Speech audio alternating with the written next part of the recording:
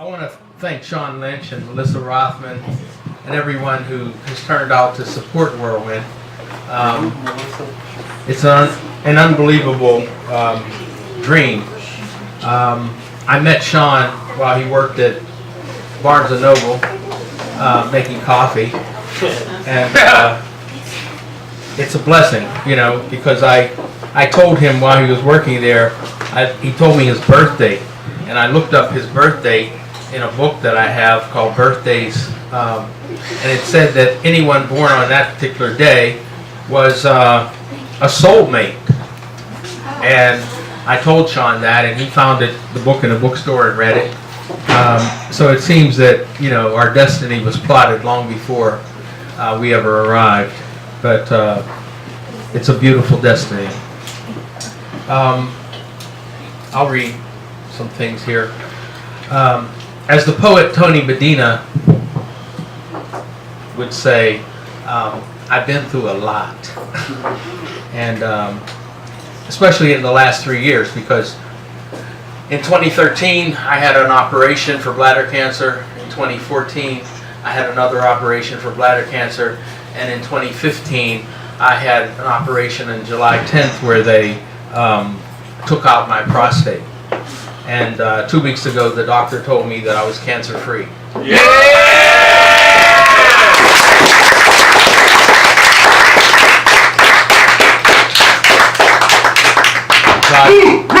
God is good. God is good. And I think there are people sitting in this audience who prayed for me while I was going through that ordeal.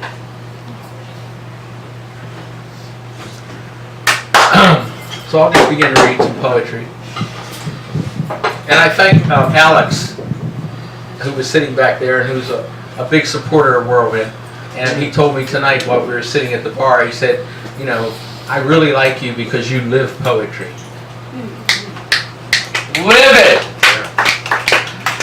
I'm afraid of myself. The images of horror that sometimes raid my unconscious mind. It is good I sleep alone. It is good I live alone. Save for my cat. It is good you cannot bruise a wall. It is good you cannot break a phantom's bones.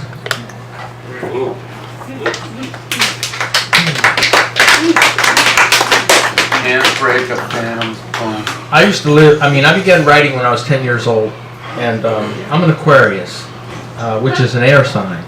And the wind has always spoken to me. I have always, you know, when I was a child, I would become entranced by the wind, and the wind would tell me things about my destiny. Examine the writing, live with it hour by hour, minute by minute, second by second. Make it your church, make it your Mecca. Not only the words need scrutiny, but the handwriting as well.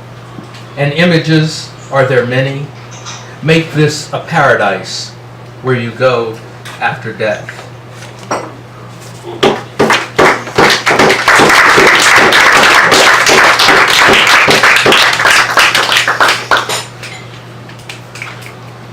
My late mother is on the cover of my book, Crowns and Halos, and she was the greatest inspiration of my life. And before I became a father, before I became a grandfather. And my mother only had a 10th grade education. And when I told my mother I wanted to go to college, she said, son, don't be no educated fool. And I said, what do you mean by that, Mama? She said, you'll find out. And then she told me, I done forgot what you gotta learn. Mama, why didn't you tell me about the blues?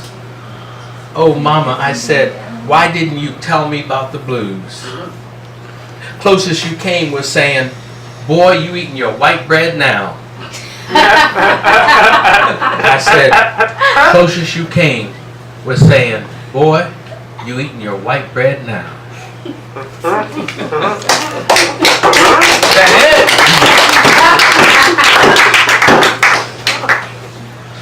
Roll me a joint. Yeah. 3,000 miles long. Smoke it and smoke it till I break into song. I'll imitate waves breaking on the shore. I'll speak like a Gaul who's hungry all day. I'll hop, skip, and run like a child at play. Oh, roll me a joint 3,000 miles long. I'll smoke it and smoke it till I break into song.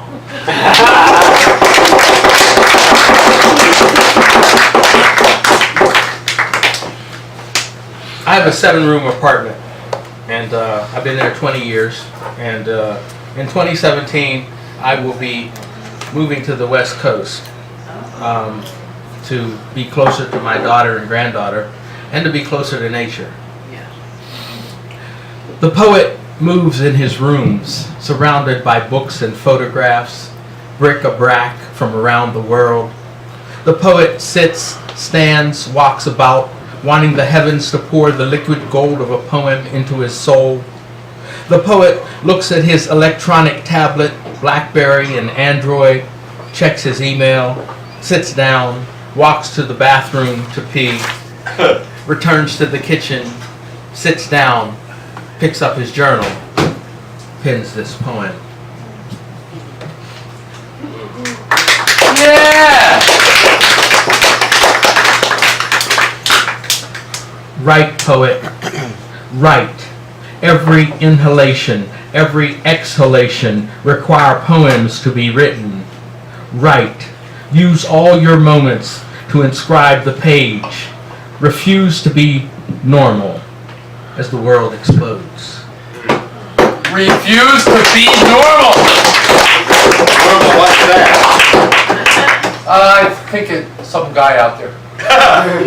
I used to work for ABC News, and I was management, and I was there for 2 years, and I left. If I had stayed, I'd be a multimillionaire now, but they told me to shut up too many times. And one day, in the middle of typing up a story for Larry Kane, this feeling came over me, and I said, "This place is evil." Evil. And I got up and walked into my boss's office and told him I resigned.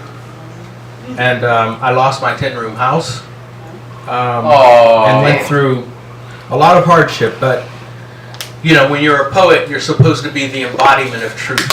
That's right. And I could not sell my soul to the devil. The other thing my mother said was, she said, "Son, don't never kiss nobody's ass for a paycheck." And I've walked off many a jobs because of that. You know, people would talk to me, and I'd say, "You can't talk to me like that. You don't pay me enough money to talk to me like that. And even if you did pay me enough money, you still couldn't talk to me like that." And that's, you know, I maintain that. I've been to Timbuktu. What about you? I've been to Timbuktu. What about you? I've been to Timbuktu. What about you? I hail from Pittsburgh, Pennsylvania. And even though I've been in Philadelphia going on 44 years, I'm still a Pittsburgher. When storms rolled over Pittsburgh in the 1950s, Mama made us kids sit quiet and turn off all the lights as the lightning flashed and the thunder kept us in wonder. Mama said, "That's God walking around outside. Show some respect." And God moved over the landscape and did what he had to do.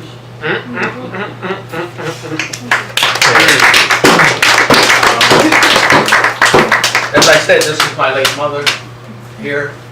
And God bless her. Thank you. And it was a photograph that I took. This painting was done by a man who I actually met when I was working for ABC News. His name is Noel Miles, and he's a master watercolorist.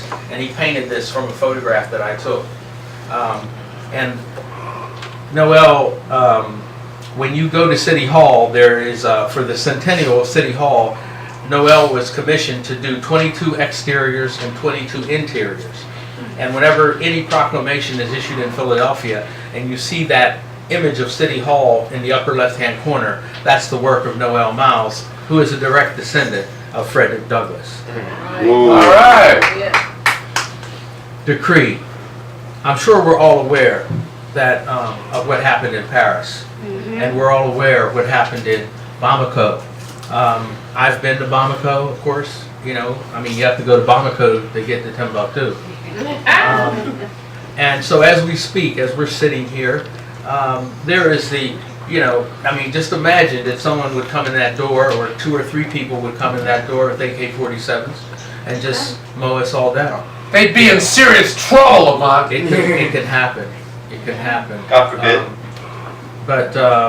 So the world is in a state where a lot of people are dying. They're dying under the bombs from Russian planes and American planes and French planes, and you know, a lot of people are dying very horrible deaths as we speak. And we should somehow find a place in our soul to acknowledge that. Decree. When the world burns down, I want my words on tablets of wind. I want my words to survive the den. So with this poem, I decree it be. I decree it be when the world burns down.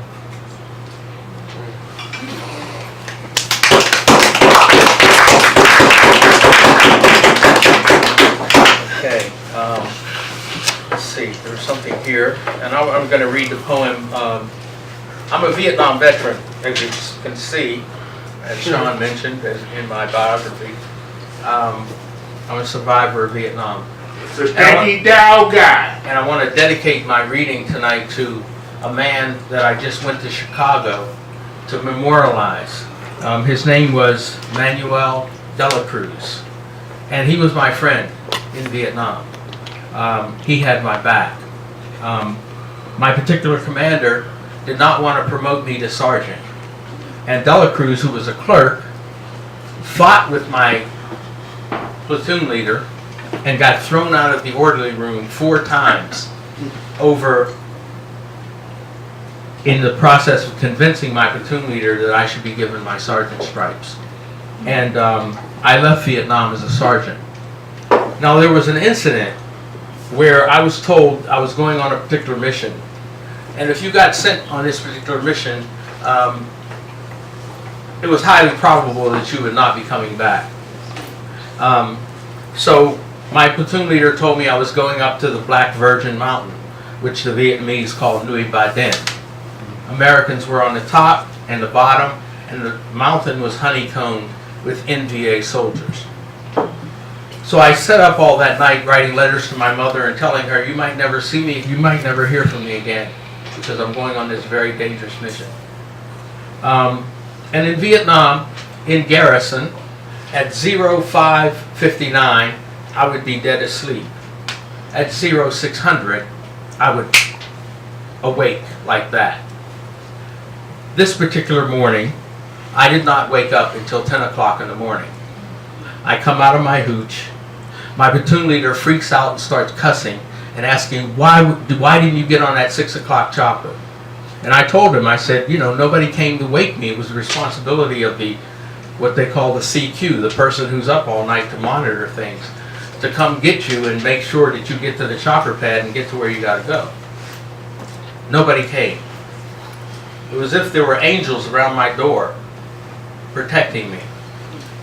Just yesterday, I met with my spiritual teacher, and I asked her if my friend, Manuel de la Cruz, who was still a clerk at the time, had anything to do with making sure that I didn't make that 6 o'clock chopper.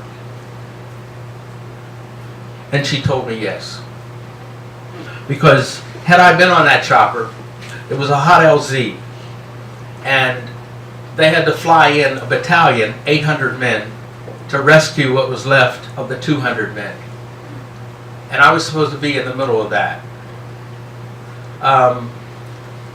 When I did go, my platoon leader said, okay, you're going out on Wednesday. When I did go out on that mission, I met another dog handler who asked me, Steptoe, where were you?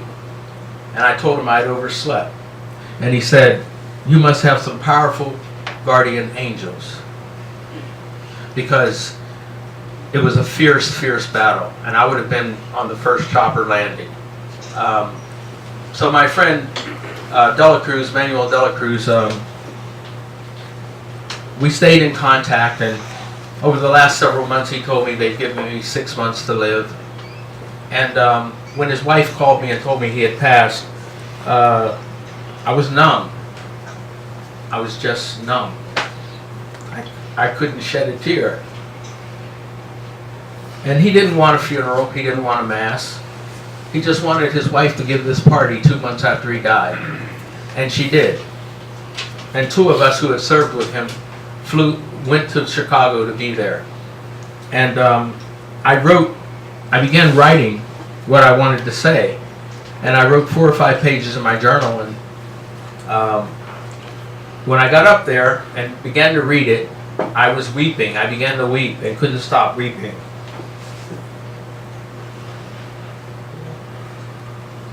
And when I was finished, I got a standing ovation. And these are people that are not literary, but my words had a powerful impact on them. And the first poem I read, I'll read maybe 3 more poems plus the one in the magazine. It has to do with what happened to those of us who served in Vietnam.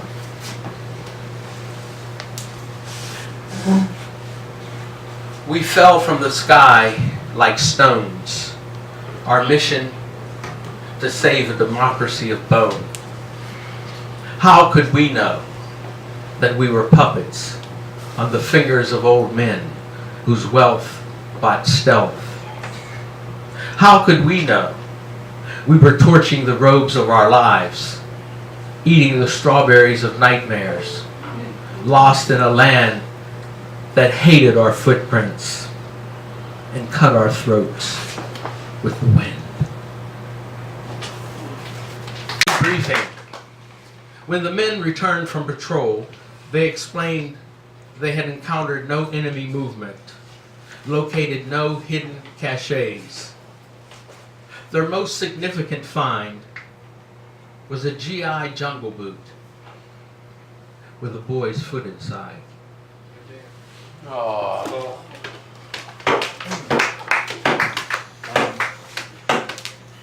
The poem in here was first published in my first book, Crimson River, a chapbook published by Slash and Burn Press in 1984.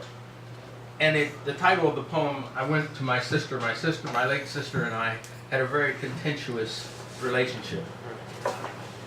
She passed away in 2008. But I went over to her house one day and she said to me, "Your life is at loose ends." Loose ends. Some relatives said my life was at loose ends, frazzled, fringed, unwound, like a ball of string, like a ball of confusion, as if I needed someone to tell me about loose ends. We're all at loose ends. Otherwise, we wouldn't be on this planet, in this solar system of the Milky Way galaxy. I mean, like if things were cool, we'd still be pure light. We'd be harmony and beautiful smells and glorious creatures of divinity if things were cool. If things were cool, we'd be gods. If things were cool, we wouldn't have these bodies of flesh that lose their beauty so soon, that age and sag and wrinkle and smell and become homes for tumors and cancer. Bodies that become addicted to the substances of life to fuel the journey back to the sun, S-U-N-S-O-N. Bodies that fall like ruined temples in the dust, shattered by the earthquakes of life. That things ain't cool. Not today or 2,000 years from yesterday, things ain't cool.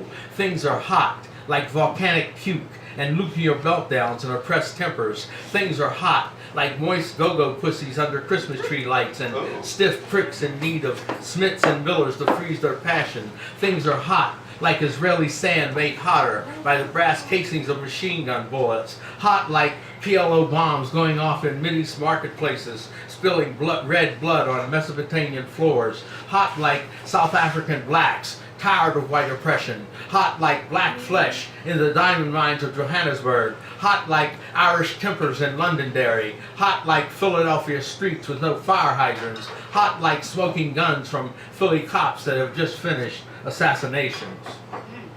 And things get hotter all the time.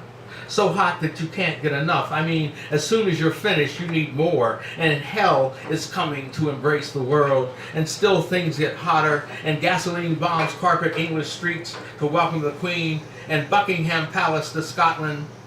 London ain't seen no great fire yet, in spite of bonfires from Buckingham Palace to Scotland. So getting back to the relative, yeah, I'm at loose ends.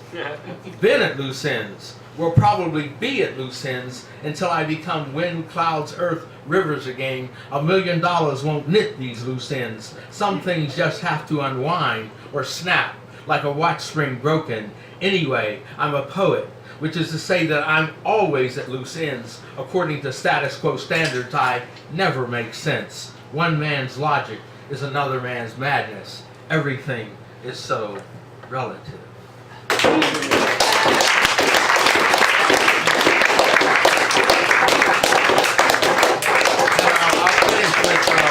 I'll finish with this last poem. This is my latest collection. It's called Meditations in Congo Square. And I want to say that, you know, we should really give a standing ovation to Sean Lynch, Melissa Rothman, and all the contributors. You know, I mean, you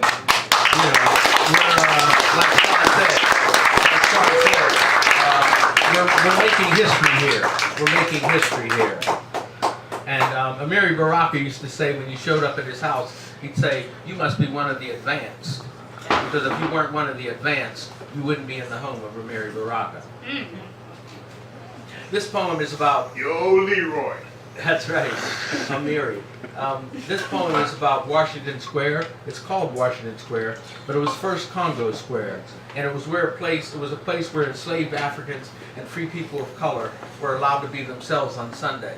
And then it became a pauper's field for blacks. And later, when the British captured Philadelphia and starved 2,000 Revolutionary War soldiers to death, they buried them in Congo Square. And then, when the yellow fever epidemic hit Philadelphia in 1793, they buried the 4,000 victims of the yellow fever in Congo Square. So Washington Square, there are thousands of people under your feet.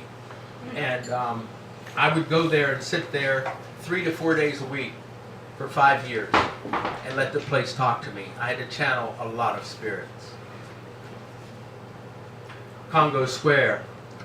I dance with the ghost of Congo Square, meet and marry what isn't there. Oh, the full moon in Congo Square, shining on what isn't there. The laughter and the tongues from far away that echo in the present day. Oh, the joy and the freedom in Congo Square of the women and children who are not there.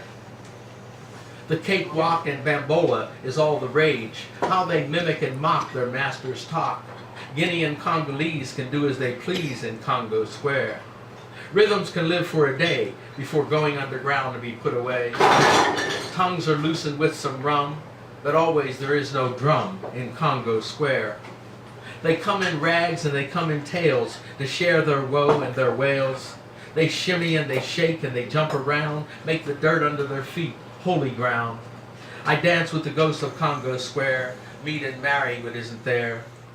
So powerful is their glee, so powerful is their pain. It reaches across centuries for descendants to claim.